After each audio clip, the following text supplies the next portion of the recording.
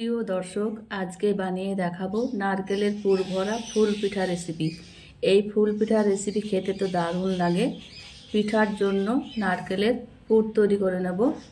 আজকে এই রেসিপিটি খুব সহজভাবে করে দেখাবো, চলুন দেখে নিই। এখানে দুটো নারকেল কুড়ে নিয়েছি, গ্যাসে ফ্রাই প্যান চাপিয়ে দিয়ে দিলাম।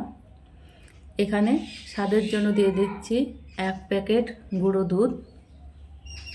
এখানে দিয়ে দিলাম দুটো এলাচ গুঁড়ো। সব কিছু উপকরণ আমি স্প্যাচুলা দিয়ে খুব ভালোভাবে মিশিয়ে নিচ্ছি। খুব সুন্দরভাবে মিশিয়ে নেওয়া হয়ে গেছে। এবার আমি দিয়ে দিচ্ছি খেজুরের পাতলা গুড় দিয়ে খুব ভালোভাবে পুর তৈরি করে নেব। নেড়ে চেড়ে দেখুন খুব সুন্দরভাবে নাড়াচাড়া করে আমার পুর তৈরি হয়ে গেছে। এবার আমি নামিয়ে নেব। নামিয়ে নিলাম। এখানে আমি নিয়ে নিচ্ছি ময়দা। আপনারা আপনাদের পরিমাণ মতো নেবেন, আমি আমার পরিমাণ মতো নিয়েছি। এখানে দিয়ে দিলাম স্বাদ মতো লবণ। জল দিয়ে ময়দাটা মেখে নেব। অল্প অল্প জল দিয়ে ময়দাটা খুব সুন্দরভাবে মেখে নিচ্ছি। কুক অ্যান্ড ফুড থেকে সবাইকে স্বাগত জানাচ্ছি। যে যেখান থেকে ভিডিওটি দেখছেন সবাই ভালো আছেন ও সুস্থ আছেন। খুব সুন্দরভাবে ময়দা মেখে নেওয়া হয়ে গেল। এবার আমি ছোট করে কেটে নিচ্ছি। 3 ভাগে ভাগ করে কেটে নিয়ে আমি রুটির মতো করে বেলে নেব। আপনি যদি আমার চ্যানেলে নতুন হয়ে থাকেন, চ্যানেলটি সাবস্ক্রাইব করে নিতে পারবেন। আপনি যদি কাজটি অলরেডি করে থাকেন, আপনাকে অসংখ্য ধন্যবাদ। আমার চ্যানেলে নিত্য নতুন রেসিপি পেতে লাইক, কমেন্ট, সাবস্ক্রাইব করে পাশে থাকবেন।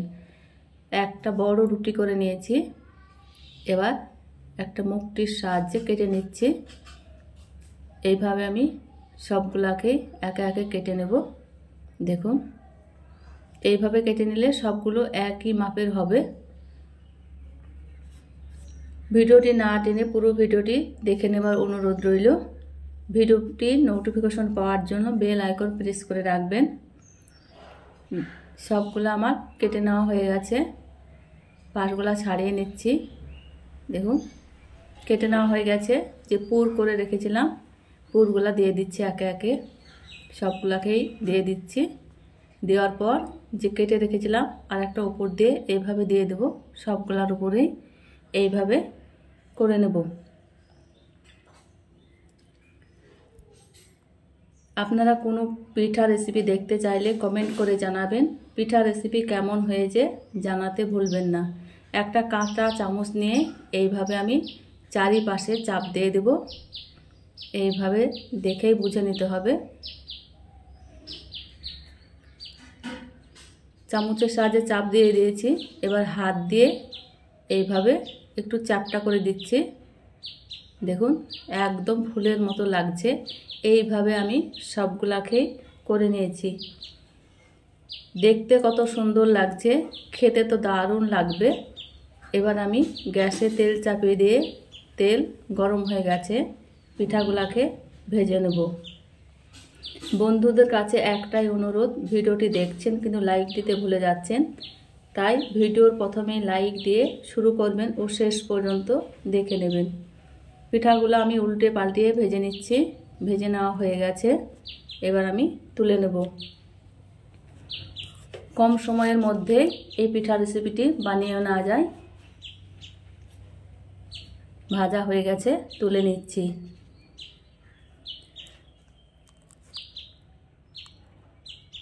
তুলে একটি থালায় ঢেলে নিচ্ছি। একই রকমভাবে সবগুলা পিঠা আমি ভেজে নেব।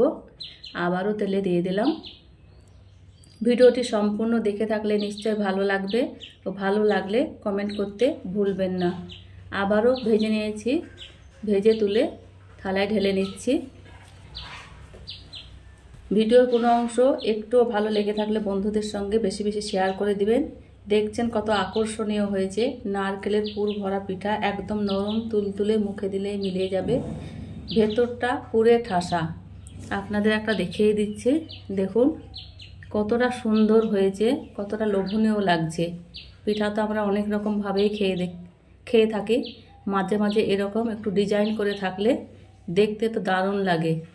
যে পিঠা দেখতে যত ভালো লাগে খেতে কিন্তু ততটাই মজার হয়। ভেতরটা দেখুন, আপনাদের একটা ভেঙে দেখাচ্ছি, পুরে ঠাসা।